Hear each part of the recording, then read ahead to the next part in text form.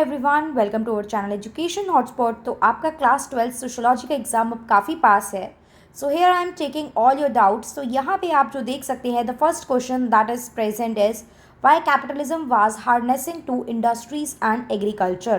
Capitalism क्यों harness कर रहा था इंडस्ट्रीज़ को और एग्रीकल्चर को।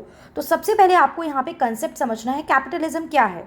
आप आंसर लिखते हुए सबसे पहले कैपिटलिज्म को समझाएंगे, then you will proceed with the answer कि वो किस तरीके से इंडस्ट्रीज और एग्रीकल्चर से लिंक है।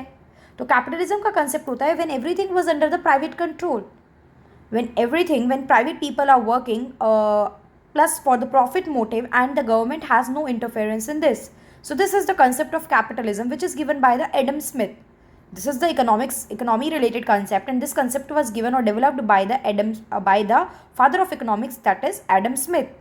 Up how it is harnessing the industries and agriculture. First of all, when we will talk about agriculture, to clear cut capitalism talk about more and more industrialization and modernization. So due to this, the people are shifting from agriculture sector to the secondary sector, primary sector to secondary sector. So the massive shift in the population जो देखा गया from the different sector, from primary to secondary sector, उससे workforce जो था agriculture sector में वो कम हुआ। और स्टार्टिंग से we do not have very good techniques of production in agriculture. Modernization can be seen only in the field of industrialization only. Agriculture में उतना ज़्यादा चीज़ें डेवलपमेंट नहीं था। देन किस तरीके से इंडस्ट्रीज़ को हार्नेस कर रहा था, तो you will take the example of the या सपोर्ट ऑफ द थिंकर। यहाँ पे आप कार्ल मार्क्स का कंसेप्ट मेंशन करोगे। Like Karl Marx was against the concept of capitalism, he was a great supporter of socialism, because according to him कि जो capitalism होता है it gave birth to the theory of alienation. Now what is this theory of alienation? Theory of alienation is कि आप क्या करते हो, आप कुछ सेक्शन को बिल्कुल साइड कर देते हो, ठीक है, और बाकी सेक्शन जो होते हैं they are driving out all the benefits.